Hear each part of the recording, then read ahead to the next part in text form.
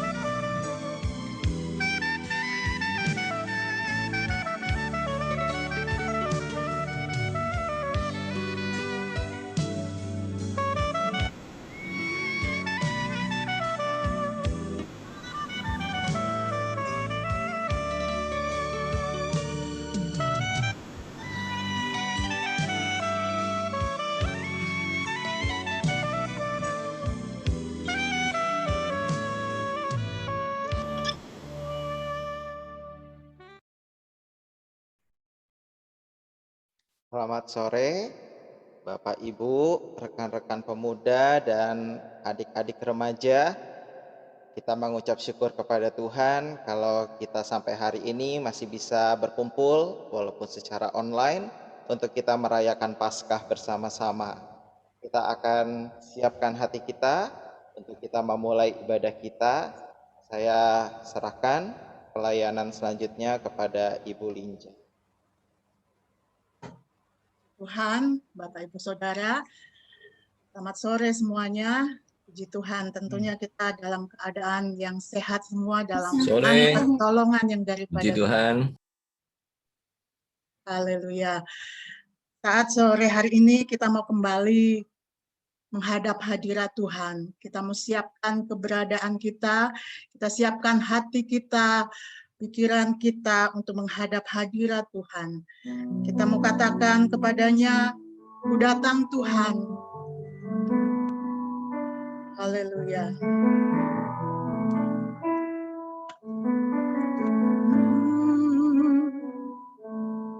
Ku datang Tuhan dalam hadirat-Mu, berhiaskan kekudusan. Seluruh surga sujud menyembah-Mu. Ku tersungkur dan berseru. Kembali kita mau katakan, ku datang Tuhan. Haleluya. Dalam hadirat-Mu, berhiaskan lelusan. Seluruh surga sujud menyembahmu, ku tersungkur dan berseru. Kita katakan kudus, kuduslah, kuduslah, kuduslah Tuhan Allah semesta alam. Kudus, kuduslah, kuduslah Tuhan. Surga bumi menyembah. Kembali kita mau katakan, ku datang Tuhan dalam hadirat-Mu, berhiaskan kekudusan. Ku datang Tuhan dalam hadirat-Mu, berhiaskan kekudusan. Seluruh surga sujud menyembahmu, ku tersungkur dan berseru. Kudus, kuduslah, kudus, kuduslah, kuduslah Tuhan Allah semesta alam. Kudus, kuduslah, kuduslah Tuhan.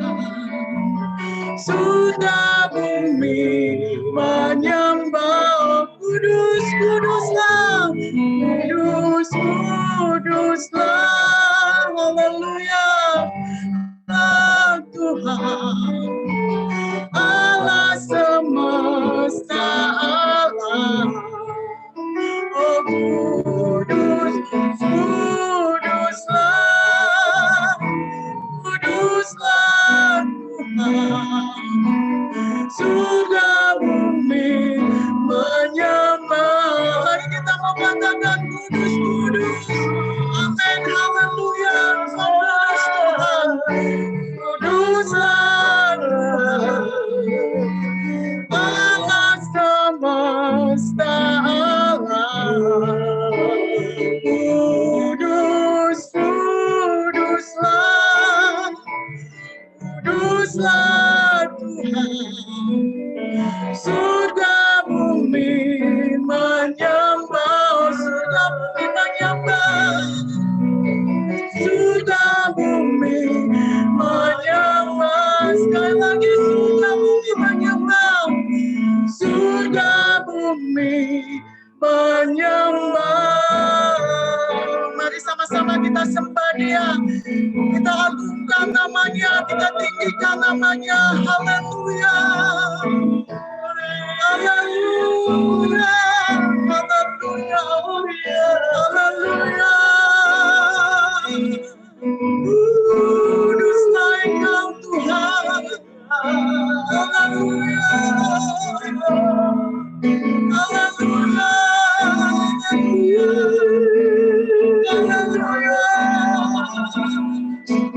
Kami sembah Engkau, kami memuji-Mu Tuhan.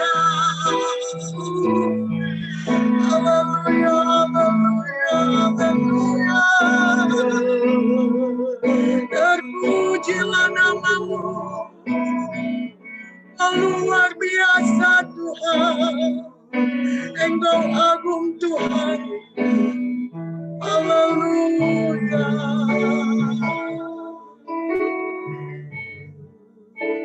Haleluya.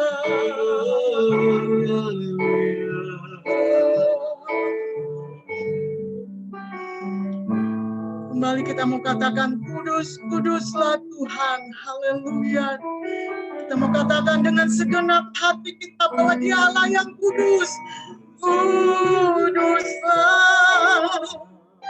kuduslah Tuhan. Amin. Semesta alam.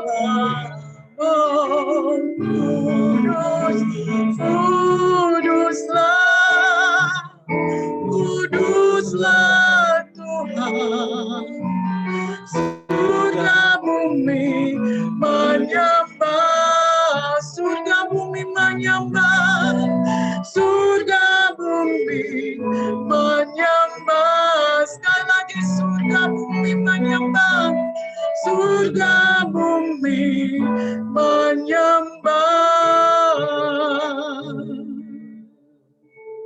Kami datang kepadamu Tuhan. Saat sore hari ini kami sujud di hadapan hadirat-Mu. Dengan segenap hati kami mau menaikkan pujian syukur kepada Engkau. Kami berterima kasih buat pertolongan-Mu yang tidak pernah berakhir dalam hidup kami ya Tuhan. Keberadaan kami semua hanya oleh kekuatan yang daripada Engkau. Terima kasih ya Bapa. Terima kasih Tuhan. Pada saat sore hari ini kami mau menyembah Engkau. Kami mau meninggikan nama-Mu. Kami mau memulaikan ibadah kami pada saat sore hari ini. Dan Tuhan tolong beracara pada saat sore hari ini. Tuhan tolong Engkau yang memimpin ibadah kami dari awal sampai akhirnya. Mengurapi setiap para pelayan-Mu, hamba-hamba-Mu yang mengambil bagian dalam pelayanan ibadah kami. Dan semua yang terlibat dalam ibadah kami pada saat sore hari ini. Kami mohon Engkau ada di tengah-tengah kami ya Tuhan. Terima kasih ya Tuhan Yesus. Kami siapkan hati kami untuk lebih lagi memuji dan menyembah Engkau. Hanya di dalam nama Tuhan Yesus Kristus kami sudah berdoa. Haleluya. Amin. Di nama Tuhan. Ya Allah Tuhan yang patut kita sembah. Karena dia hanyalah milik kita satu-satunya. Kita mau katakan dengan iman bahwa tidak ada milik kita yang lain. Hanya dia milik kita satu-satunya. Haleluya.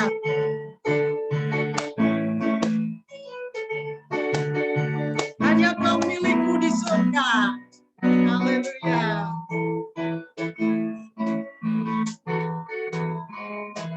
Hanya Kau milikku di surga. Tiada yang kuingini di bumi, hanya Kau.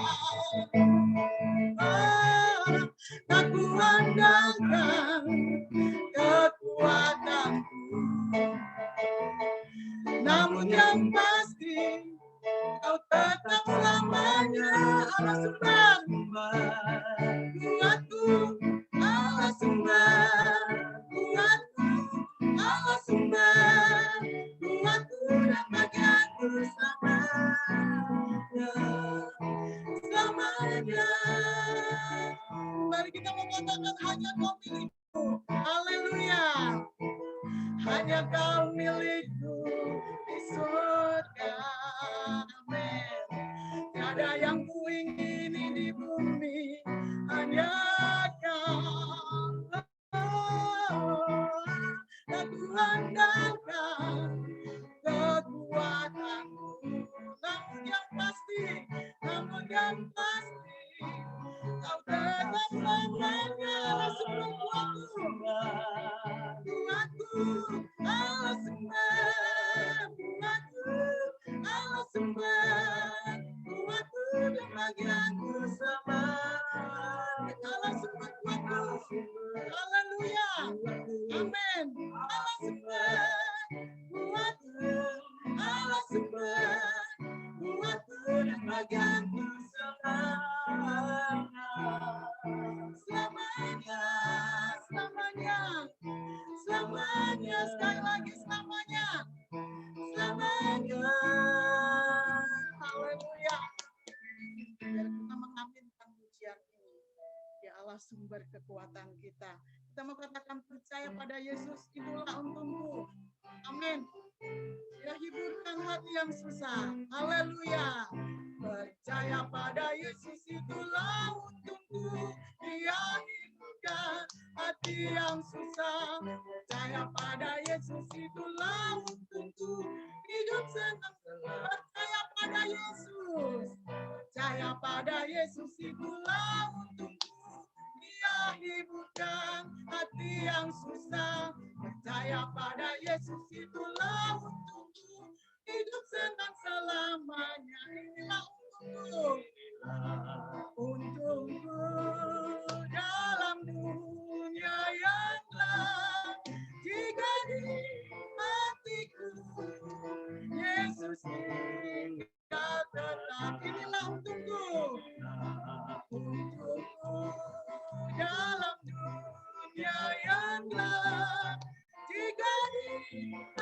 hatiku. Yesus tinggal tenang. Kita mau katakan percaya pada Yesus. Yesus itulah untukku. Dia hiburkan hati yang susah. Percaya pada Yesus itulah untukku. Hidup senang selamanya. Inilah untukmu. Inilah untukmu. Dalam dunia yang gelap, jika di hatiku Yesus tinggal. Jika di hatiku, jika di hatiku Yesus tinggal. Sekali lagi, jika di hatiku, jika di hatiku Yesus tinggal tetap. Haleluya. Dari hati kita, Tuhan Yesus tetap tinggal tetap. Tidak ada yang dapat membuat kita susah atau takut, karena Dialah penolong yang sejati. Kita mau katakan, ku sembah Kau Tuhan, ku sembah Kau Tuhan. Kita mau serahkan hidup kita sepenuhnya hanya kepada Tuhan. Karena Dialah satu-satunya sumber yang menjadi jawaban yang pasti dalam kehidupan kita. Ini kayaknya ujung-ujungnya suruh orang.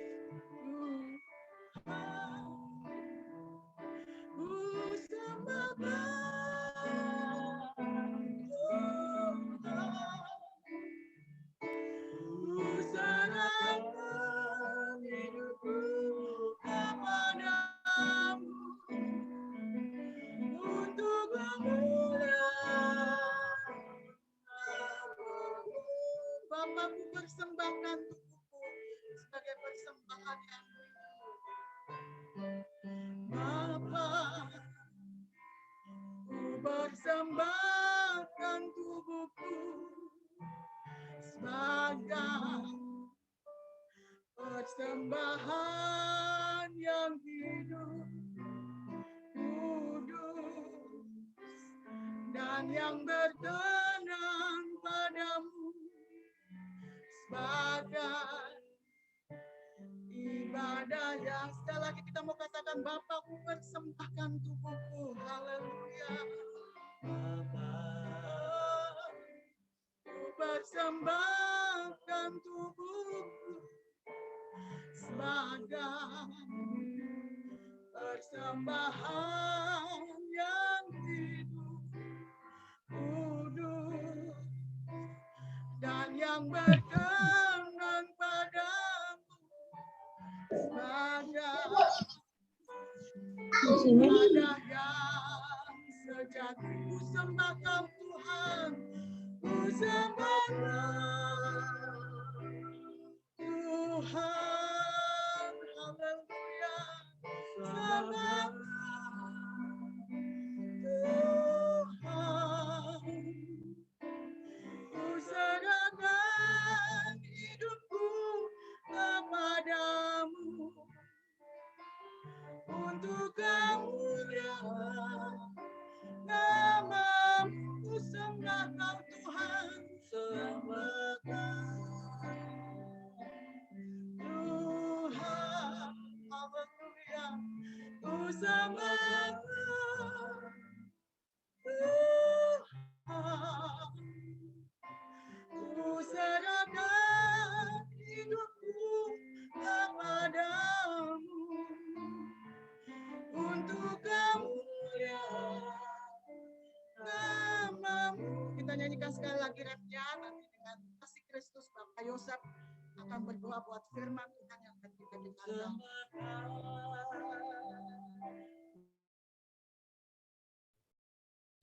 Siapa yang berdoa? Suara lincah kecil.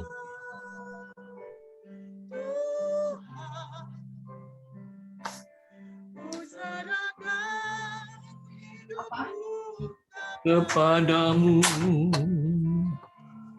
untuk kemuliaan nama-Mu, kemuliaan nama-Mu. Haleluya, haleluya, haleluya. Terima kasih Bapa di surga yang kami panggil di dalam nama Tuhan Yesus. Allah yang maha besar Tuhan. Dalam nuansa Tuhan, pasca Tuhan di hari Sabtu ini Tuhan. Kami anak-anak-Mu umat ketebusan-Mu boleh memuliakan Engkau. Bahkan sebentar kami akan belajar kebenaran firman-Mu Tuhan. Mari berbicaralah kepada kami anak-anak muda, keluarga muda Tuhan. Biarlah Tuhan Yesus gereja-Mu dipersiapkan Tuhan di akhir zaman ini Tuhan. Untuk tetap Tuhan teguh di dalam Engkau. Bercahaya dan menjadi terang, menjadi saksi, menjadi alat-Mu. Sebagai Tuhan Yesus urapi hamba-Mu, Bapak Pendeta Samuel Zaka Tuhan. Yang akan menyampaikan kebenaran firman-Mu sesuai dengan tema kami Tuhan. Repentant Spirit Tuhan, biar Roh Kudus mengurapinya, bahkan mengurapi kami sekalian mendengarnya Tuhan. Hingga benih firman Allah boleh jatuh di tanah hati kami yang terbaik ya Bapa. Terima kasih Bapa di surga. Engkau memberkati Tuhan Yesus infrastruktur yang kami pakai Tuhan. Internet Zoom ini Tuhan, supaya semuanya dapat berjalan dengan lancar Tuhan. Dan semuanya diberkati, dilawat Tuhan oleh kebenaran firman-Mu. Terima kasih Bapa di surga. Terpujilah nama-Mu. Kami siapkan hati kami Tuhan untuk menyambut kebenaran firman-Mu. Di dalam nama Tuhan Yesus Kristus. Kami sudah berdoa dan mengucap syukur. Haleluya. Amin. Puji Tuhan. Saya serahkan kembali kepada Saudara Yosia. Puji Tuhan, terima kasih untuk pelayanan pujian. Kita akan mendengarkan firman Tuhan dari Bapak Pendeta Dr. Samuel Zaka, SE, MM, MTH. Mungkin nanti beliau bisa memperkenalkan diri lebih detail ya.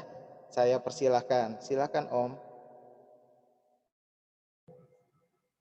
Baik, selamat malam semua kawan-kawan, khususnya Pak Gembala, Pak John Elim, dan Ibu Faber, Yosia, dan semua rekan-rekan seiman yang sempat hadir hari ini. Amin. Mari kita sisihkan waktu kita untuk merenungkan firman Allah ya. Setiap kali ketika kita menyediakan pikiran untuk memahami, maka hebatnya firman Allah itu terpahami.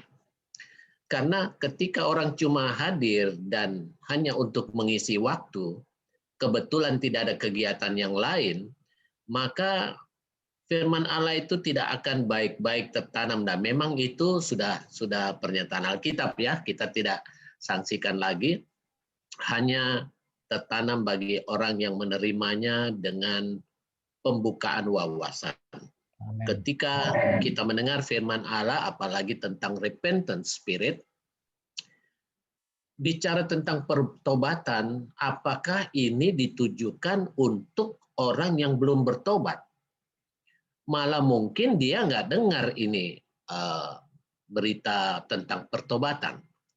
Tetapi firman Allah berbicara tentang pertobatan melalui orang-orang yang sudah memiliki iman, supaya mereka pun meneruskannya kepada orang-orang yang mungkin belum dalam atau belum berkembang dalam iman. Nah, khususnya dalam tema kali ini, GPD Anugerah mengambil ayat dasar di Roma pasal 8 ayat 2, dan oleh karena itu kita akan mendasari dulu renungan kita pada ayat ini, dan meskipun kita terpisah-pisah secara jarak, tetapi saya ajak, mari meskipun mic-nya di-mute semua, baca di rumah masing-masing, baca di tempat masing-masing bersama-sama. Roma pasal 8 ayat 2. Kalau kita semua sudah dapat, mari kita baca bersama-sama. 1, 2, 3. Roh yang memberi hidup telah memerdekakan kamu dalam Kristus dari hukum dosa dan hukum maut. Ayat ini pendek, tapi punya penggarisan, punya instruksi yang cukup dalam, cukup besar, ya. Mari kita melihat bahwa ayat ini menyiratkan setidaknya 3 pokok pikiran sehingga mengapa kita perlu bertobat, gitu ya. Bertobat, tadi saya ngobrol-ngobrol dengan Pak Gembala bahwa kata pertobatan itu sendiri itu diserukan buat semua, termasuk kami para pendeta.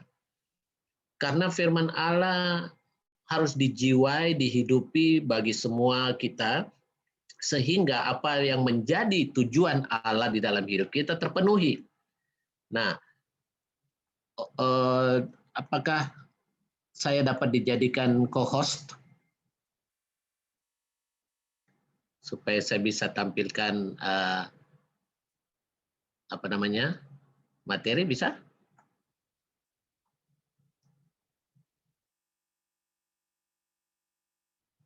Oke, baik.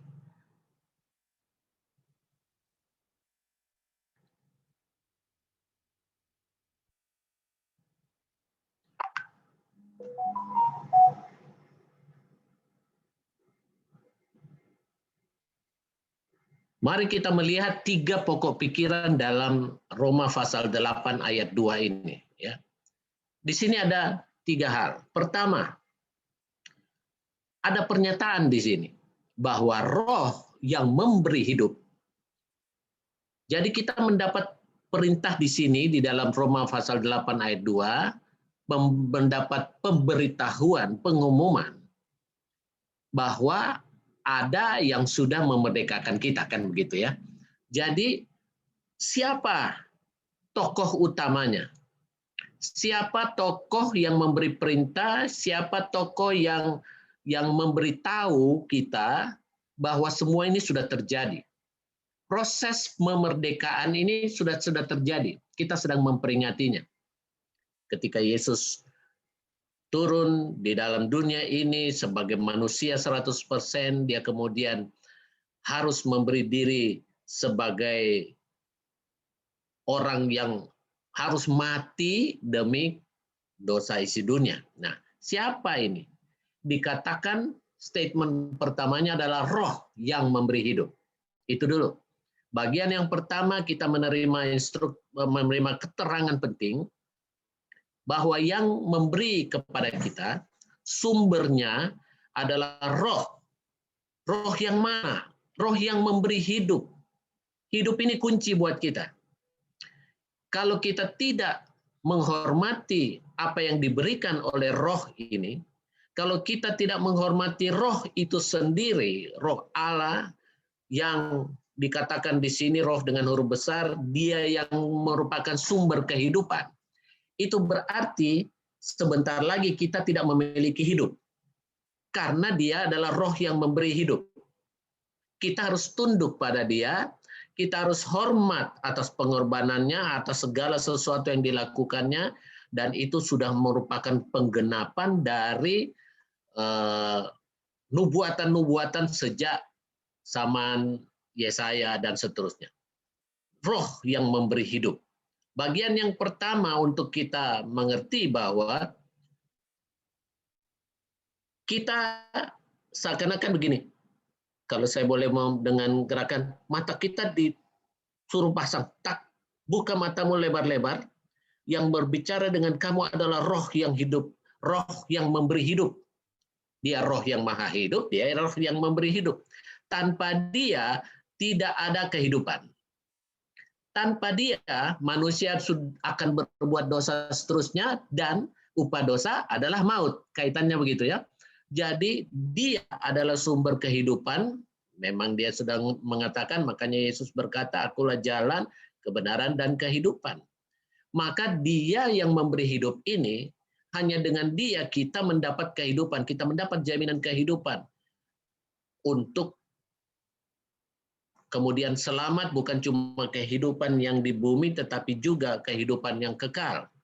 Nah, kita melihat di sini, kedua, apa yang dia lakukan? Roh ini, Roh yang memberi kehidupan ini, telah memerdekakan. Memberi kemerdekaan banyak. Negara pun bisa. Kemerdekaan adalah sebuah pemberian. Untung Indonesia tidak begitu ya. Indonesia dulu kita merdeka karena perjuangan. Tapi negara-negara seperti Thailand ya itu kemerdekaan itu tidak ada perjuangan. Mereka pemberian dan memang juga menurut sejarah, menurut aslinya mereka tidak dijajah tetapi dimanfaatkan. Tapi oke, kita tidak bahas soal itu. Tetapi pemberian kemerdekaan bagi manusia adalah hasil karya Allah dan bukan karena perbuatan baik manusia. Itu saya nggak masuk lagi ke situ. Pasti Bapak Gembala sudah dalam untuk menjelaskan hal-hal seperti itu kepada kita semua. Tetapi kita perlu sebelum masuk ke soal pertobatan ini, kita harus mengerti dulu dasarnya adalah bahwa Roh ini dia yang memberi kita hidup. Kedua, dia sudah memerdekakan. Memerdekakan di dalam apa? Nah, baca kembali bahwa di dalam Kristus, ya sudah jelas. Kalau begitu, roh ini adalah roh yang hidup yang harus kita taati. Ditaati oleh siapa? Oleh yang mendengar maupun yang belum mendengar.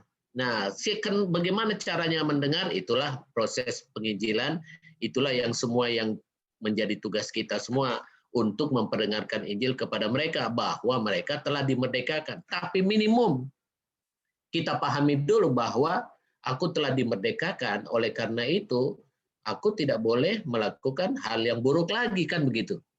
Saya berbicara pada suatu kesempatan di tempat yang dihadiri oleh caleg-caleg calon legislatif pada waktu itu, bukan cuma caleg dari orang Kristen tetapi juga dari Muslim. Maka saya tetap dalam konteks itu saya berbicara soal bahwa kita yang Kristen khususnya tentu harus membawa status kekristenan kita untuk melambangkan roh Allah yang hidup yang menyuruh kita untuk berbuat segala kebaikan, bukan malah melupakan pertobatan. Kalau melakukan kesalahan itu namanya mundur lagi, tidak bertobat. Dan kalau tidak bertobat, jangankan bilang hukuman dari Tuhan, hukuman dari manusia aja sudah bawa kamu ke penjara. Jadi saya bilang bagi semua bahwa saya mengingatkan bahwa ada prinsip dari sebuah kemerdekaan, yaitu mengisi kemerdekaannya dengan baik. Itu karena saya waktu itu berbicara dalam konteks dengan beberapa orang yang calon-calon legislatif di negeri kita ini. Tetapi ini menjadi juga hal penting yang harus diingat oleh orang Kristen, umat Tuhan, orang-orang gereja, bahwa kita telah dimerdekakan loh. Siapa yang memerdekakan kita? Ini Tuhan yang luar biasa yang hari ini kita peringati kematiannya. Kematian yang justru membawa keselamatan bagi kita. Jadi kalau kita baca di dalam Alkitab kita, di situ kita mendapatkan nilai Kristus ini sebagai nilai yang waduh luar biasa.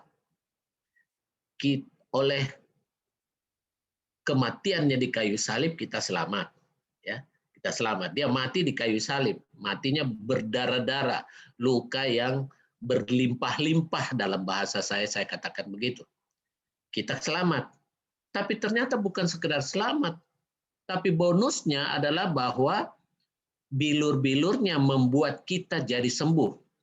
Itu berarti kita dapat nilai ilahinya, keselamatan. Bahkan nilai jasmaninya juga kita dapat, yaitu kesembuhan, pertolongan pada saat-saat kita menjerit berseru kepada Tuhan, dia dengar dan dia siap menolong kita. Orang ini adalah orang yang tidak punya cacat celah sehingga dia menjadi alat pendamai yang kita butuhkan.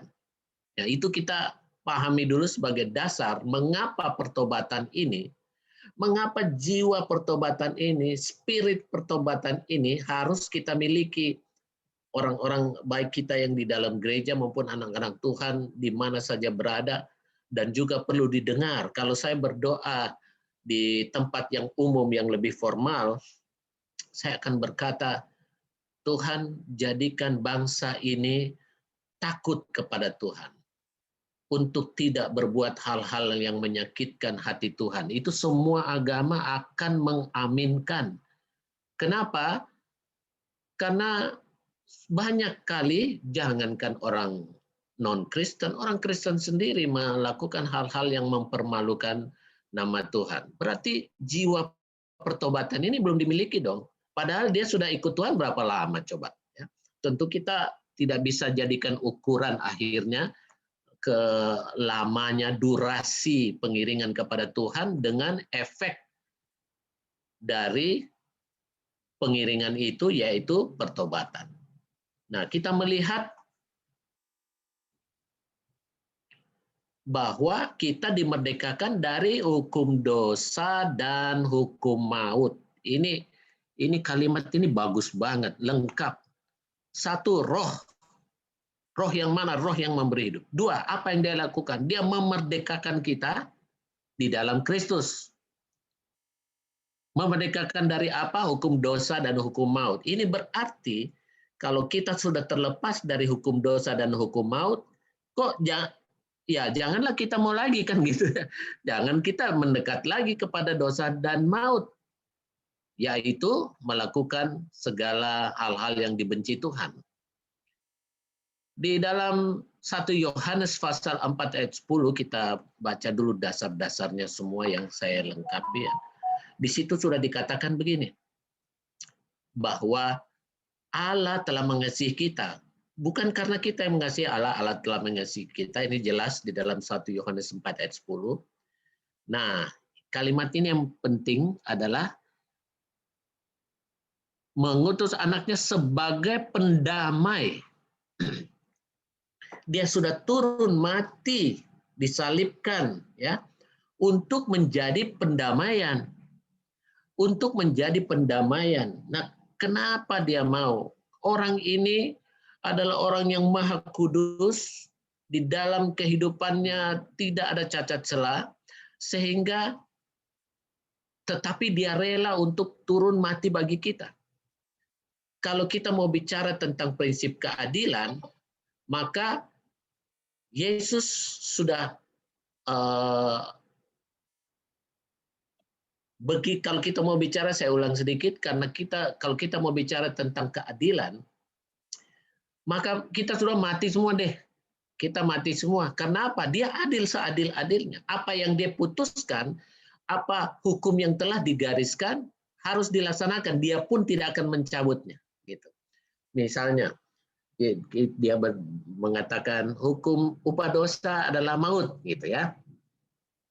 Terus dia bilang, enggak jadi, saya rubah dikit, upah dosa pingsan, enggak maut, pingsan aja. Ya, dia tidak akan lakukan, karena sudah itu garis hukumnya. Dia sendiri tidak akan melanggarnya. Dia pun yang pemberi instruksi, dia tidak melakukan amandemen. Dia tidak melakukan downgrade terhadap sebuah rules, terhadap sebuah aturan. Yang dia lakukan adalah, ya apa boleh buat, karena saya sudah berfirman, maka firman itu harus jadi, semua orang yang berdosa akan mati, jadi saya yang harus menggantikan orang yang mati itu. Jadi dia tidak melanggar, dia penuhi sendiri, tetapi maut tetap tidak dapat mengalahkan dia, kan gitu, ekornya seperti itu ya. Nah, kita balik ke pokok pikirannya adalah bahwa dia sudah jadi pendamai. Jadi kita sudah didamaikan dengan Tuhan melalui pengampunan dosa. Lalu sekarang kita mau tetap melakukan dosa, hari gini, bayangkan Bapak Ibu, kita melihat di mana-mana itu berulang-ulang. Dan kalau kita pelajari memang siklus ya, kita pelajari Alkitab kita mulai dari Kejadian dan seterusnya, itu kesalahan berulang terus. Sebenarnya kalau kita sampai nanti ke Wahyu, ya, kalau kita lihat bicara tentang 7 materai, terus setelah materai ke-6 terus urusannya ke-7 sangkakala, 7 cawan. Nah, kalau saudara baca itu ada pengulangan-pengulangan. Hal-hal yang terjadi mirip-mirip dari waktu ke waktu, padahal jarak antara materai satu dan materai lainnya itu ada punya jarak. Tapi terjadi berulang-ulang. Maka seperti itu juga yang sebenarnya terjadi cerminan dari kitab Kejadian, di mana dosa berulang terus. Allah menuntun orang Israel keluar, baru di perjalanan, belum sampai loh, masih dalam perjalanan, sudah marah-marah lagi sama Allah. Oke, ditolong pertama dari menyeberang laut. Di dalam perjalanan mengulang lagi marah-marahnya. Dosa bersungut-sungut, marah pada Allah, keberatan. Kenapa engkau keluarkan kami dari Mesir? Coba. Ya kemarin kamu yang teriak-teriak minta keluarin dari Mesir. Kok sekarang marah-marah sama Tuhan? Kenapa kami dibawa ke sini? Apakah supaya kami mati di padang gurun ini? Tidak cukupkah kuburan di Mesir? Coba Bapak Ibu. Ya, kira-kira kita bisa cerna betapa orang Israel ini melakukan kesalahan berulang-ulang terus. Waktu di Mesir berteriak minta tolong. Sampai 300 tahun Allah mendengar teriakan mereka. Akhirnya ya sudah Musa ambil Musa, tolong bantu dia keluar. Dia keluar marah-marah. Di perjalanan marah-marah lagi, minta, kenapa kita tidak ada makanan? Akhirnya dikirim mana. Mana lagi bosan. Ya, dalam perjalanan mengeluh lagi, udah lama tidak makan daging. Dikirim lagi burung-burung berguguran sendirinya, jatuh di tengah-tengah perkemahan orang Israel. Saat itu orang Israel makan punya galojo, tanda kutip Bapak Ibu, sampai stroke, ya, sampai keluar, karena dibilang sampai makanan itu keluar muntah dari mulut atau hidung mereka. Allah marah sekali. Itu dalam perjalanan. Waktu sudah di tanah Israel yang sekarang, mereka sudah membangun, sudah punya Yerusalem, membantah lagi, menyembah berhala lagi. Ini dosa yang berulang-ulang. Kita melihat patron yang sama, di mana dosa berulang-ulang terjadi. Makanya kalau pertama juga Nuh diselamatkan dari orang-orang yang semuanya dibasmi lewat air. Ya, habis, sudah marah sekali, Tuhan udah marah. Kenapa saya berpikir kenapa begitu jahatnya, kasihan itu orang ditenggelamkan begitu. Tapi itu mencerminkan Allah marah sekali. Dosa manusia, dosa orang tidak juga bertobat meskipun sudah diberitahu. Ya, oke. Lewat lagi, sudah terus kemudian terjadi lagi di Sodom dan Gomora. Dosa-dosa yang berulang, ya, sama. Akhirnya harus dihukum lagi. Sampai masa Yesus, kalau Bapak Ibu ingat, Yesus sendiri berkata tentang pertobatan, bahkan juga menyinggung Sodom dan Gomora. Beberapa negeri yang dulu dibinasakan, dibilang mereka bisa komplain. Kalau dia tahu, mau lihat kamu yang semua yang pola hidupnya sekarang, komplain dia, kalau kita dihukum juga dong itu semua orang. Mereka itu dihukum dong, supaya adil. Seandainya kita berbicara seperti itu. Maka kita melihat, repentant spirit ini harus punya daya pikat, daya lekat di dalam hati, di dalam kehidupan kita, supaya dosa ini tidak berulang terus. Ketika sekarang dunia sudah seperti ini, di masa kini yang sekarang ini, tidak ada lagi penebusan. Yesus tidak akan turun lagi, mau salib lagi, tidak ada. Seruan pertobatan harus dipahami oleh semua orang yang masih hidup agar supaya mereka selamat. Karena yang percaya saja. Kalau kita percaya pada Tuhan, ya kita bertobat. Kalau kita tidak bertobat, berarti kita tidak percaya Tuhan. Maka saya mau katakan, semua orang yang menyatakan dirinya orang Kristen, tetapi tidak bertobat, dia bukan pengikut Kristus dan boleh dikata dia tidak percaya Kristus. Kenapa? Karena kalau percaya Kristus, pasti kamu mau bertobat. Kalau kita percaya Bapak Gubernur, maka instruksinya saya akan ikuti. Kalau saya tidak percaya, Bapak Gubernur cuma ngomong ini, bilang mau kasih proyek. Enggak, enggak mau. Dia suruh begini, enggak mau. Kamu bohong. Kita sudah tahu kita enggak percaya dia karena sudah enggak. Tapi kalau kita percaya karena sudah terbukti berkali-kali, ya kenapa tidak? Dia suruh apapun kita lakukan.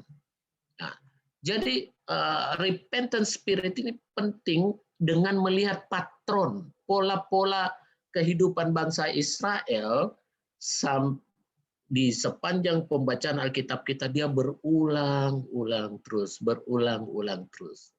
Makanya dalam sebuah pembahasan, kalau saudara melihat sangkakala, kalau sangkakala itu, sangkakala Israel itu yang disebut shofar itu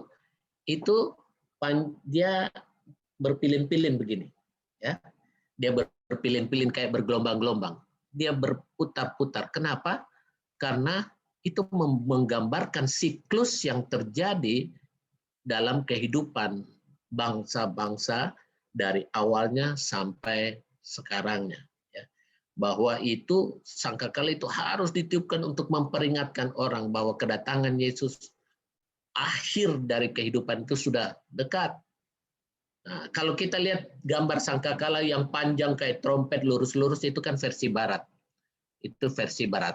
Sebenarnya versi Timur Tengah, versi bangsa Yahudi, shofarnya itu berpilin-pilin.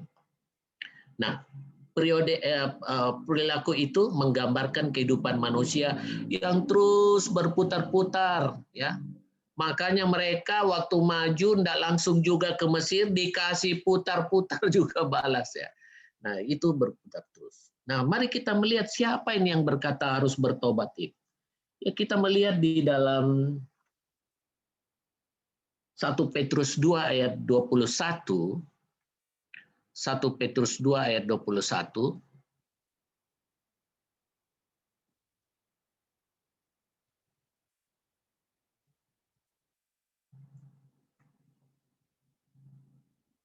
Di situ kita baca, sebab untuk itulah kamu dipanggil, karena Kristus pun telah menderita untuk kamu, dan, mari baca bersama-sama, dan meninggalkan teladan bagimu, supaya kamu mengikuti jejaknya. Kamu ini adalah orang-orang yang sudah menerima Tuhan Yesus. Supaya kamu mengikuti jejaknya. Kalau orang yang belum kenal Yesus, mana mau dia mengikuti jejaknya? Tentu dia harus belajar dulu, dia harus diberi pemahaman bahwa Yesus satu-satunya juru selamat dunia, dan itu juga diakui di agama kawan-kawan kita, ya. Shirotol Mustaqim, ya, itu jalan yang lurus, dia adalah sumber keselamatan. Nah, di dalam sini dibilang, untuk itu kamu telah dipanggil. Siapa yang dipanggil? Kita semua.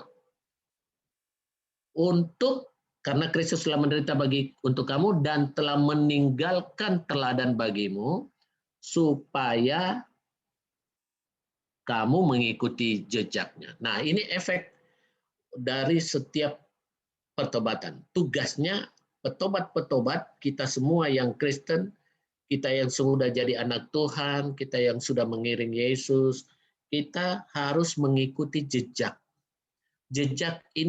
Mengikuti jejak ini yaitu mengikuti teladan Kristus menjadi kewajiban. Nah, di ayat 22 dia menjelaskan kenapa Kristus yang telah menderita buat kita ini, kenapa? Pertama, ia tidak berbuat dosa. Dia salah satu manusia tersuci dunia, memang dia datang dari Allah dan di dalam hidupnya tidak ada dosa setitik pun. Dia bahkan lahir tidak oleh keinginan seorang laki-laki. Dia tidak berbuat dosa, dan perhatikan, tipu tidak ada dalam mulutnya. Saya berpikir-pikir, kenapa tidak disebutkan pelanggaran-pelanggaran yang lain? Kenapa harus Bapak Ibu coba baca tipu tidak ada dalam mulutnya? Kenapa harus tipu? Kenapa tidak ada sombong atau marah tidak ada dalam mulutnya? Padahal Yesus pernah marah. Sombong, tidak mungkin Yesus sombong. Kenapa tidak sebut yang sombong? Atau sebutlah kesalahan-kesalahan jenis dosa lain yang mungkin bisa dilakukan oleh manusia, tidak ada pada dia. Tetapi yang dikatakan adalah tipu tidak ada mulutnya. Bapak Ibu tahu, sebagaimana kita tahu semua, tipu adalah kesalahan paling kecil, paling rendah, dan paling cepat dilakukan oleh manusia. Tipu dapat dilakukan tanpa berpikir. Ya, tipuan menipu orang itu mulai dari tingkatan paling tinggi sampai tingkatan paling rendah. Di dalam promosi pemerintah, pemerintah sedang mempropagandakan kejujuran, karakter yang baik, dan kemudian membuat itu jadi sebuah dialog bahwa ada anak kecil yang makan di kantin sekolah, ambil makan 4 tapi ngomongnya cuma 2. Ada mungkin Bapak Ibu pernah dengar ya iklan itu ada. Itu dari pemerintah itu untuk menyerukan kejujuran. Jadi pertobatan ini sangat penting. Kenapa? Karena Yesus yang kita sembah, katanya kita orang Kristen, tapi Yesus yang kudus itu, yang maha kudus, bahkan tipu pun tidak ada dalam mulutnya. Kita lebih banyak menipu. Orang Kristen banyak itu, Matius, Markus, Lukas, Yahya itu ada di penjara semua. Ada nama-nama itu kalau saya pergi, ya.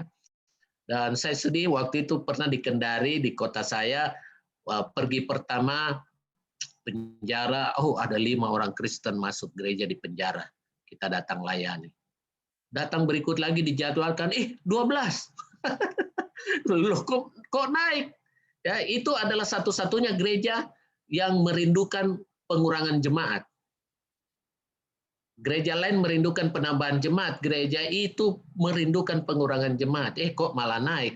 Ya. Banyak yang tidak bertobat. Ada satu bapak, ini bukan ilustrasi, ini kisah nyata. Ada seorang pria masih muda, masih keluarga muda, ya, tapi hobinya judi. Hobi judi. Mulai dari belum kawin memang dia sudah hobi judi, dan dia sudah kawin pun dia judi, dan karena dia kalah terus, ya mana ada orang judi menang terus kan gitu ya. Kalah terus, satu-satu barangnya dijual, istrinya nggak tahan lagi. Istrinya sudah ingatkan, stop Pak main judi. Nggak mau juga, masih mau, nggak, sekali ini aja mah, satu kali aja. Satu kali terus sampai barang-barangnya habis. Istri dengan anak sudah tidak tahan, tinggalkan dia. Makan kau punya judi itu. Dia bilang, iya silakan. Akhirnya habis semua, ya singkat cerita, tinggal di rumah kontrakan, dan satu motor yang itu pun sudah agak tua. Ya, sudah butut motornya. Tapi dia bilang, saya mau judi lagi. Tapi kali ini saya mau bertobat. Ya. Saya mau bertobat. Tuhan, saya mau ambil waktu, saya mau balik kepada Tuhan. Oke, dia datang, dia berdoa, berpuasa 3 kali seminggu, Bapak Ibu. 3 kali seminggu, bukan barang gampang. Kita di gereja aja 1 kali seminggu udah cukup banyak, kecuali acara tertentu ya. 3 kali seminggu dia berdoa dan berpuasa dengan satu pokok doa. Tuhan, tolonglah sekali ini saja saya berjudi. Tuhan, tolong dimenangkan Tuhan. Kalau sekali ini saya menang, saya dapat kembali memiliki rumah, memiliki mobil, motor yang baik, kendaraan yang baik. Dan istri saya, anak-anak saya boleh biayai kembali dengan baik. Tuhan, sekali ini saja. Satu-satunya pokok doa yang dinaikkan, Bapak Ibu. Dan akhirnya tibalah harinya dia pasang nomor judinya itu. Pulang dari pasang nomor, dia lanjutkan doa, dan kali ini 3 kali sehari dia berdoa. Puji Tuhan, sudah seperti makanan sehari-hari ya, 3 kali doa. Besoknya dia pergi ke tempat Wasem Jugi untuk lihat pengumuman. Tuhan, terakhir ini, sudah terakhir ini, Tuhan tolong. Pergi di tempat judi. Dia kaget lihat hasilnya. Apa Bapak Ibu tahu hasilnya apa? Tidak naik sama sekali. 0. Lemas dia. Tuhan, di mana Engkau ketika aku mengalami kesusahan? Ketika aku sudah menyatakan mau bertobat, mau kembali, kok tidak diberikan jalan untuk kembali? Waktu dia melihat kenyataan itu, dia lemas, dia sudah mau seperti orang gila, dia jalan di jalan sebab motor satu-satunya itu sudah dilego untuk bayar. Untunglah seorang kawan, rupanya seorang majelis bukan pendeta, kawannya ini kebetulan lihat di jalan duduk sendiri kayak orang mengong gitu ya. Dia datang, kenapa? Dia ceritakan. Langsung dia ditegur, bukannya disayang sama temannya langsung tegur. Mana Tuhan mau dengar kau punya doa yang kayak begitu? Emangnya Tuhan disogok untuk supaya yang penting kau kembali, maka dia harus menangkan kamu judi. Tidak akan ada doa dengan motivasi yang salah yang dapat Tuhan mau penuhi. Bagaimana Tuhan mau melawan kebenarannya sendiri? Kamu bergereja saja tidak, doa saja hanya karena kepentingan tertentu, apalagi pokok doanya cuma satu lagi. Nah, saudara-saudara, pertobatan tidak dapat diselenggarakan dengan syarat apapun. Firman Tuhan berkata, kalau mau bertobat, ya bertobat, balik jalan. Tidak ada permintaan khusus bahwa Tuhan harus penuhi sesuatu, nggak ada di dalam Alkitab kita. Jadi jiwa pertobatan ini harus dimiliki karena mengingat satu, Yesus adalah orang yang suci, maha kudus, dia juru selamat dunia, dan dia perintahkan kamu bertobat. Kalau perintah untuk bertobat kan banyak ya, saudara bisa catat saja, tidak usah baca. Di dalam Matius 18 ayat 3, kemudian di dalam Lukas 5 ayat 32, Yesus sudah jelas-jelas berkata, aku datang untuk mencari orang berdosa supaya bertobat. Dia tidak berkata, aku datang bukan untuk memanggil orang benar, ya kan gitu ya. Karena orang benar akan dianggap sudah harus menata dirinya, jangan malah mundur. Yang belum bertobat ini yang harus. Jadi Bapak Ibu, saya sudah mendekati closingnya, bahwa bagi kita semua, kita harus paham dan kita meneruskan hal ini kepada siapapun yang mungkin sedang bermasalah, karena masalah itu datang untuk menghancurkan pikiran orang, menghancurkan harapannya kepada Tuhan. Memang itu semua disiapkan oleh iblis, karena iblis datang hanya untuk mencuri, membunuh, dan membinasakan. Jadi termasuk kita pun ini sedang diupayakan untuk dihancurkan iblis supaya kita tidak berharap sama Tuhan lagi. Jadi lebih parahnya lagi, waktu iblis menang ketika kita berbuat kesalahan-kesalahan, kita berbuat dosa. Iblis tertawa terbahak-bahak. Kita terancam hukuman mati akibat dari perbuatan dosa. Tetapi selalu Tuhan memberi kita kemurahan yang luar biasa. Kita disuruhkan untuk bertobat. Kita disuruhkan untuk bertobat. Nah, mari kita melihat apa efek pertobatan yang terakhir. Ya, kita tutup dengan pembacaan di dalam Lukas pasal 18. Lukas pasal 18 kita melihat di situ, kita baca ayat 10 ya. Ini penutup ya. Lukas pasal 18 ayat 10. Ada 2 orang pergi ke bait Allah untuk berdoa. Ya. Yang seorang adalah Farisi dan yang lain pemungut cukai. Ya, oke, kita sudah mengetahui kisah ini ya. Hal ini yang kita Kita baca aja, lihat ayat 11-nya, orang Farisi itu berdiri dan berdoa dalam hatinya begini. Ya Allah, aku mengucap syukur kepadamu karena aku tidak sama seperti semua orang lain. Bukan perampok, bukan orang lalim, bukan pesina, bukan juga seperti pemungut cukai ini. Saya membayangkan dia ngomong pemungut cukai ini sambil nunjuk dikit. Saya membayangkan betapa orang ini melihat dirinya sebagai orang yang sempurna. Aku berpuasa 2 kali seminggu, aku memberikan 1/10 dari segala penghasilanku, bla bla bla bla. Tetapi kita baca ayat 13, tetapi pemungut cukai itu berdiri jauh-jauh, bahkan ia tidak berani menengadah ke langit, melainkan ia memukul diri dan berkata, Ya Allah, kasihanilah aku orang berdosa ini. Mari kita lihat ayat 14. Aku berkata kepadamu, orang ini pulang ke rumahnya sebagai orang yang dibenarkan. Berarti dengan kata lain, yang Farisi udah jelas, kalau kita baca seterusnya, dia pulang dengan menjadi orang yang tidak benar. Loh, padahal semua yang dilakukan oleh Farisi ini jelas-jelas bagus loh. Semua yang disebutkannya tidak ada yang salah. Kemana jiwa pertobatannya? Di mana repentance spiritnya? Bukankah dia orang benar? Bukankah kita semua ini disuruh melakukan hal-hal yang benar? Sama seperti orang Farisi. Lalu setelah benar kok kita dipulang dengan dipersalahkan? Kenapa? Karena ada satu pertobatan yang tidak dilakukannya, yaitu merasa diri orang benar, sombong. Firman Allah berkata, kebenaran manusia seperti kain kotor di hadapan Allah. Kebenaran Allah itu begitu sucinya, begitu putihnya, sehingga putihnya baju kita kelihatan kotor dibanding dengan putih seperti itu. Jiwa pertobatan harus sampai kepada orang-orang di dalam gereja sekalipun.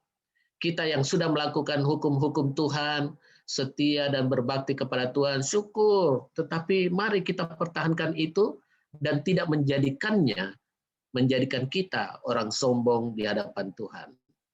Lalu saudara tentu berpikir, saya nggak sombong, Pak. Saya nggak sombong kok. Ya. Kapan kita menjadi sombong? Ketika kita sudah berdoa dan belum mengalami pertolongan Tuhan.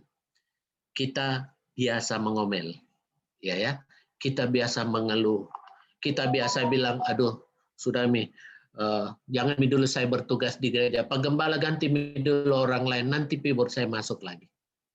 Kita mulai merasa, Tuhan, Engkau tidak layak memperlakukan aku seperti ini. Aku sudah berdoa loh, aku sudah berpuasa loh, aku sudah mengangkat persepuluhan, persis kita seperti orang Farisi ini. Tapi satu hal, ketika kita dalam percobaan, dalam pergumulan, kita berkeluh kesah, mengeluh, walaupun tidak sampai mempersalahkan Tuhan, kita mengeluh. Dan orang-orang yang mengeluh, orang-orang yang mengomel, orang yang mogok gereja untuk sementara waktu dan sebagainya, itu berarti bahwa mereka merasa Tuhan salah atau mereka merasa tidak pantas diperlakukan seperti itu. Ini sebuah spirit pertobatan yang harus dialami oleh semua orang Kristen yang berada juga di dalam gereja. Bahwa kita menerima saja semua, terima betul-betul saya dalam pergumulan, mungkin saya yang masih kurang. Lebih baik kita ngomong seperti itu. Sebab begitu kita marah-marah, begitu kita sombong, begitu kita mogok melayani, begitu kita merasa, tidak ada gunanya lagi. Saya punya jemaat ya, saya punya jemaat satu, berkali-kali ikut tes PNS ya, tes PNS. Pertama ikut tahun pertama enggak lolos, tunggu lagi waktu dulu kan tidak tiap tahun, 2 tahun lagi sekali dia ikut, enggak go lagi loh, dia enggak lulus, padahal dia sudah puasa ya. Sementara yang lulus itu temannya itu malas sekali pergi ibadah. Coba. Ini berbanding terbalik. Dia berkata, Tuhan apa yang salah? Nah, coba perhatikan. Ketika manusia merasa dia tidak layak diperlakukan, dia merasa Tuhan yang salah, bukan saya loh. Ya, Tuhan, apa salahku? Ngomong begitu aja udah sama dengan mempersalahkan Tuhan. Padahal Tuhan tahu waktunya yang tepat untuk menolong kita. Begitu dia tidak lolos, dia tunggu lagi kesempatan berikut. Kali ketiga, dia mau ikut ujian PNS. Dia berdoa lebih banyak lagi puasanya. Tahu Bapak Ibu? Tidak juga lolos. Apa pokok masalah? Hampir lemah dia. Saya katakan hampir lemah, untung karena tidak jadi lemah. Tahun berikut dia ikut PNS, baru dia lolos. Jadi keempat kalinya dia ikut, baru dia lolos. Bapak Ibu tahu, hari ini jabatannya di pemerintah lebih tinggi di atas dari teman-temannya yang lulus pertama-pertama waktu ujian PNS. Apa yang kita melihat dari sini? Bahwa kita harus bertobat dari keluhan-keluhan kita. Kita bertobat dari kemalasan kita. Mungkin ada hal-hal yang membuat kita untuk sementara waktu terkadang lemah, terkadang malu, terkadang aduh gimana ya, kita ini apa yang tidak diberikan buat gereja. Bapak Gembala tumpang tangan di kepala saya mungkin tiap bulan, tiap minggu sekali. Jadi empat kali sebulan. Kok Tuhan belum tolong? Perkataan kok Tuhan belum tolong ini mencerminkan, menyiratkan bahwa kita merasa tidak boleh Tuhan perlakukan saya gini dong. Tuhan kau harus buktikan dong. Tidak boleh jadikan saya begini. Saya ini malu ini sama orang yang malas. Kalau begitu saya malas juga. Di Manado kemarin ketika membawakan firman Tuhan saya berkata begini, pembanding kita bukan yang malas. Pembanding kita adalah orang yang rajin. Jangan kita berpikir, itu teman saja, dia saja enggak pergi gereja diberkati. Jadi kalau kita pergi gereja lebih tinggi dari dia, seharusnya kita lebih diberkati dong. Kok malas, orang yang malas menjadi patokannya, pembandingnya. Ya. Tetapi harus orang yang lebih rajin. Ada orang-orang yang berkekurangan, yang boleh dibilang pendapatannya jauh lebih kecil dari kita. Kok wajahnya sukacita saja, kok lebih rajin dia pergi gereja, itulah yang menjadi patokan kita. Nah, Bapak, Ibu, saudara-saudara sekalian, pertobatan diperintahkan untuk orang-orang yang mungkin masih bergelimang dalam kesalahan-kesalahan permanen dan berulang-ulang.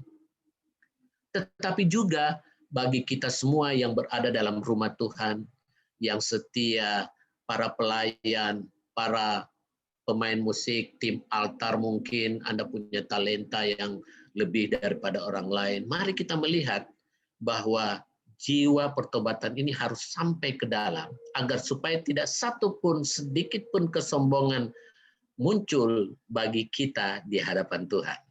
Sebab ini adalah perkara yang bahaya bagi kita. Kalau orang lebih suka, kalau orang yang mengakui Tuhan, biarpun dia benar ini, orang baik nih, tidak ada kejahatannya dari rajin gereja, tetap saja di hadapan Tuhan dia bilang, Tuhan, aku seorang yang penuh kesalahan, kekurangan. Firman Tuhan bilang, orang ini keluar dengan dibenarkan oleh Tuhan. Tapi sebaliknya, orang yang sudah benar tadi, keluar dikatakan, sebab barang siapa meninggikan diri, dia akan direndahkan. Jadi boleh dikatakan dengan bahasa saya sehari-hari, orang Farisi yang benar ini tadinya masuk, keluar dengan tidak benar. Karena apa? Sombong. Kenapa? Membandingkan dirinya pantas harus diberkati oleh Tuhan. Begitu berkatnya belum tiba, down, marah, macet. Saya tidak mau bawa perpuluhan dulu. Saya tidak mau persembahan ini. Pendeta bilang aksi ini, aksi itu. Saya belum diberkati Tuhan. Nanti aja deh. Tunggu kalau saya diberkati. Saya ingat satu kisah lagi ya, Bapak Ibu. Saudara, waktu saya bangun gereja nih, renovasi gereja, sudah naik tembok, sudah mulai naik tembok, ada satu jemaat yang berjanji, Pak Pendeta, saya tanggung semua kosen. Mantap ini. Puji Tuhan. Kosen, berapa biji kosennya? Karena kalau Anda melihat gambaran gereja saya, gerejanya kosennya banyak. Itu gereja-gereja yang kosennya kayak gereja ortodoks ya. Wah banyak ini. Banyak loh ini Pak. Berapa? Oh enggak apa-apa Pak Pendeta, saya tanggung semua. Wih, puji Tuhan, terima kasih Pak. Kapan kira-kira Bapak bisa kan sebab tembok sudah mulai naik. Sudah mau duduk ini kosen besok-besok ini. Dia bilang, iya tunggu pengumuman apa namanya itu pilek ya, pilih pemilihan legislatif gitu. Maksudnya pengumuman calon legislatif kalau namanya naik. Loh, Pak, maksudnya apa kalau namanya naik? Kalau nama naik Pak, saya kan akan dapat berkat. Loh, jadi kalau Bapak tidak naik bagaimana? Oh, pasti naik. Ya ampun ya, namanya juga ini ya puji Tuhan, ya sudahlah berdoalah saja. Bapak Ibu, keluar pengumuman hasil pemilihan legislatif, tidak ada namanya. Maka macetlah kosen gereja sekian banyak. Saya datang cuma pada Tuhan, saya merendahkan diri Tuhan, ampuni saya juga kalau saya sudah berharap pada Dia, karena Dia yang bilang Tuhan. Dia bilang dia mau tangani semua kosen. Tapi aduh saya juga mungkin berdosa karena saya terlanjur berharap sama Dia, karena Dia yang janji begitu. Ampuni. Datang merendahkan diri sama Tuhan. Tuhan kirim orang lain, itu kosen semua tertutup. Langsung jadi tembok tidak terhalang. Sebenarnya mau tak tinggal ini tembok kalau kosen belum datang. Tapi Tuhan ganti, kosennya terpasang, langsung selesai naik atas. Bapak Ibu, siapapun di antara kita mungkin mengalami hal-hal yang bisa membuat kita memberontak. Kita komplain. Itu pun termasuk dosa yang harus kita bertobat darinya. Apalagi kesalahan-kesalahan. Saya kira itu saja yang menjadi pembahasan kita, renungan kita. Semoga kita semua dapat memetik dan coba aplikasikan ke dalam hidup kita. Apakah ada hal-hal yang mungkin masih juga harus kita bertobat. Saya pendeta paling banyak dosa ya. Saya sering berkata kepada jemaat saya, kalau kita semua Tuhan tidak kasihi, kalau kita orang berdosa Tuhan hukum, sudah Pak Pendeta ini yang paling duluan dihukum. Kenapa? Kita semua melakukan kesalahan-kesalahan. Kita semua melakukan mungkin baik hal yang sengaja ataupun hal yang tidak disengaja, atau ada hal-hal yang sifatnya bukan dosa fisik, tetapi dosa-dosa yang berasal dari pikiran, dari mulut, dan sebagainya. Saya bilang, kalau Tuhan tidak penuh kasih, sudah Pak Pendeta ini duluan dihukum. Tetapi karena Tuhan penuh kasih, seluruh kita orang yang percaya diselamatkan. Inilah firman Tuhan. Terima kasih banyak. Saya serahkan kembali kepada Bapak Gembala. Oh, puji Tuhan. Kita berterima kasih atas pelayanan firman yang disampaikan oleh Bapak Pendeta Dr. Samuel Jaka. Sungguh indah. Kita koreksi diri kita. Mungkin dalam pengiringan kita kepada Tuhan, kita masih memiliki dosa seperti yang sudah dijelaskan. Biarlah kita berserah kepada Tuhan, sebab Dia yang memanggil kita adalah Allah yang setia. Dia tidak pernah meninggalkan kita, Dia selalu menyertai kita, bahkan Dia tahu mencukupi segala keperluan kita. Percaya saja dan berserah kepada Dia, dan selalu mengucap syukur. Itu mungkin tambahan komentar atas firman Tuhan yang sungguh indah bagi kita semua pada malam hari ini. Saya serahkan kepada Saudara Yosia, habis ini acaranya silakan. Tuhan Yesus memberkati. Apa kita perlu berdoa dulu? Kita perlu berdoa. Oke, mari kita tundukkan kepala. Kita akan berdoa untuk firman Allah yang sudah kita dengar. Bapa kami yang ada di dalam sorga, di dalam nama Tuhan Yesus Kristus. Kami sangat berbahagia Tuhan, karena kami mendengarkan suara-Mu yang indah. Engkau ingin supaya kami membaharui hidup kami dengan roh pertobatan, di dalam pengiringan kami kepada Engkau. Ajar kami mengerti kehendak-Mu, dan berikan kami kemampuan dan kekuatan oleh Roh-Mu yang kudus untuk melakukan semua perintah-Mu, agar kami menjadi orang yang makin dibenarkan di hadapan Engkau, bukan oleh kekuatan kami, tetapi oleh Roh-Mu yang kudus. Terima kasih Tuhan, pakai hamba-Mu yang sudah menyampaikan firman Allah di dalam setiap pelayanan, apa yang Tuhan percayakan, Engkau limpahkan dengan karunia-karunia-Mu yang berlimpah-limpah. Berkati keluarganya, berkati jemaat Tuhan yang Engkau percayakan. Demikian juga dengan ibu, ya, tantenya Tuhan. Engkau berikan kesehatan dan sukacita, damai sejahtera, dan penyertaan Tuhan. Terima kasih Bapa di dalam surga. Dan berkati kami semua yang hadir di dalam acara melalui Zoom meeting ini. Kami sudah mendengarkan firman Allah, dan kami mau menjadi pelaku-pelaku firman, supaya kami menjadi orang-orang yang berbahagia dan orang-orang yang diberkati oleh Tuhan. Terpujilah Engkau ya Bapa. Kami sudah berdoa dan mengucap syukur hanya di dalam nama Tuhan Yesus Kristus yang menjadi juru selamat kami. Haleluya. Amin. Silakan Saudara Yosia. Tuhan, terima kasih Om Gabriel Zaka untuk firman Tuhan yang telah disampaikan malam hari ini. Kita akan melihat persembahan pujian dari remaja terlebih dahulu.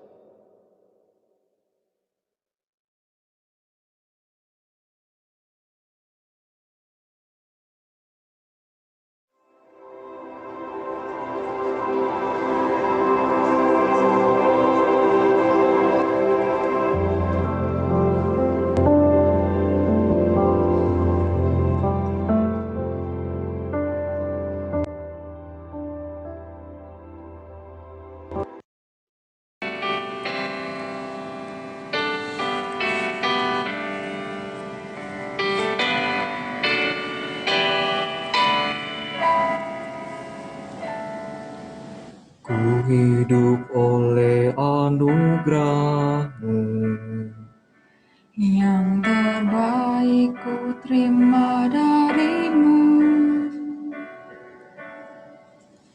Rancangan-Mu indah bagiku, sebab ku hidup selalu di dalam-Mu. Tiada pernah ku meragukan bukti kasih dan karya salib-Mu. Kau telah mati gantikan hidupku, sebab itu ku selalu bersyukur. Kasih-Mu memulihkan hidupku, kuasa-Mu membangkitkan rohku.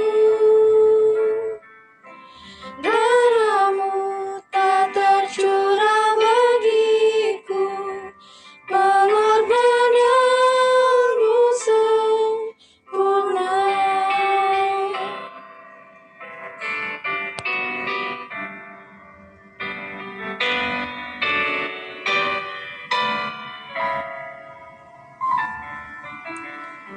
Hidup oleh anugerah-Mu, yang terbaik ku terima dari-Mu.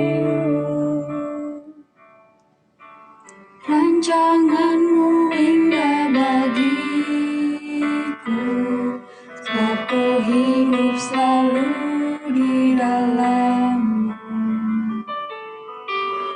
Tiada pernah ku meragukan bukti kasih dan karya salib-Mu.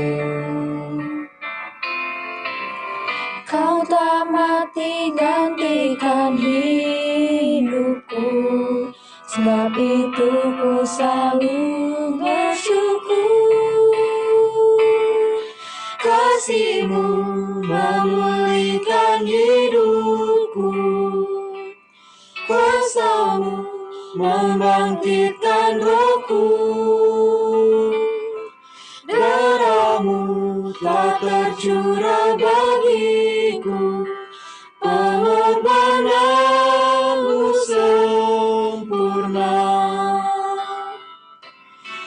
kasih-Mu memulihkan hidupku, kuasa-Mu membangkitkan rohku,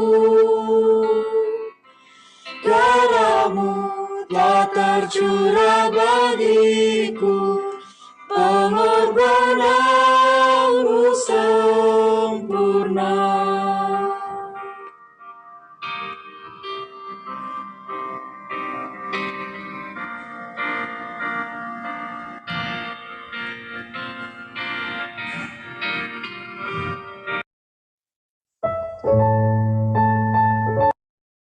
Berikutnya kita akan menyaksikan persembahan pujian dari pemuda.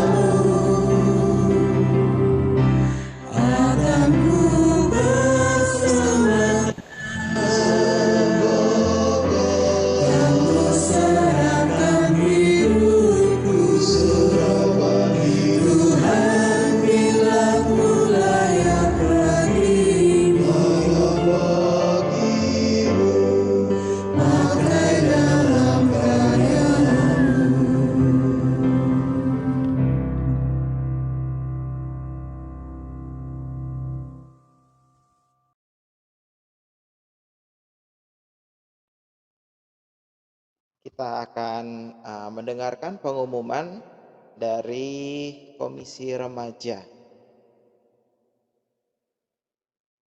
Silakan, saya persilahkan.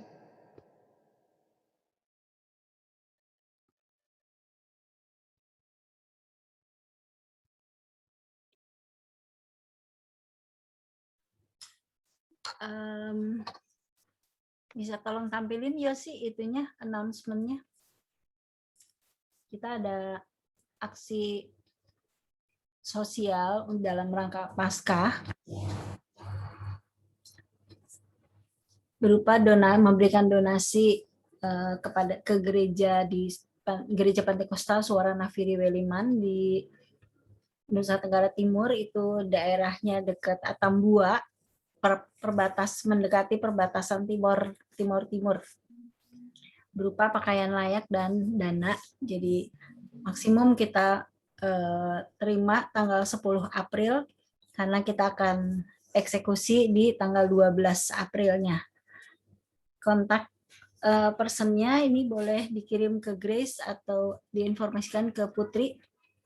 Kalau itu untuk pakaiannya, kalau untuk dananya ditransfer ke BCA atas nama Rani yang seperti tertera di sini ya, dilihat di layar.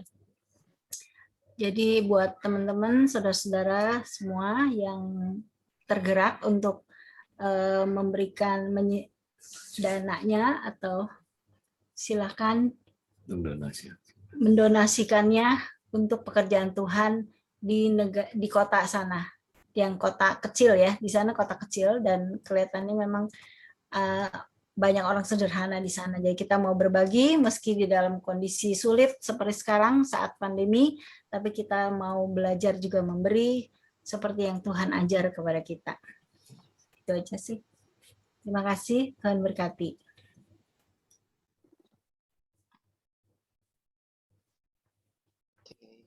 Kita akan mengakhiri ibadah kita, ibadah Paskah kita. Terima kasih untuk kehadiran Bapak-bapak, Ibu-ibu, juga rekan-rekan muda dan adik-adik remaja semua.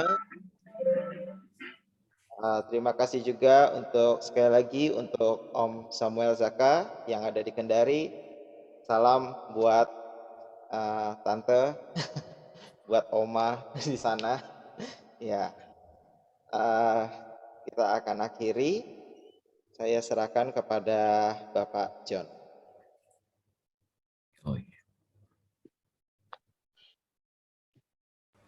Oke, kita langsung berdoa, atau ada bisa kita angkat pujian satu? Bapak Yeremia, nggak bisa ya? Oke, kita langsung berdoa saja. Bapa kami yang ada di dalam sorga, terima kasih Tuhan Yesus, Engkau sudah memimpin acara ibadah kami, Tuhan, ibadah Paskah buat pemuda, remaja, dan dewasa muda.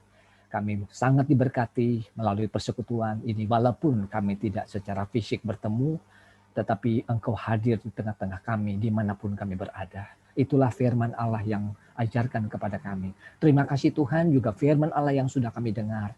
Tuhan tanamkan dan ukirkan dalam hati kami, supaya kami menjadi pelaku-pelaku firman, dan kami boleh menjadi orang-orang yang keberkatan dan menerima kebahagiaan dari Engkau.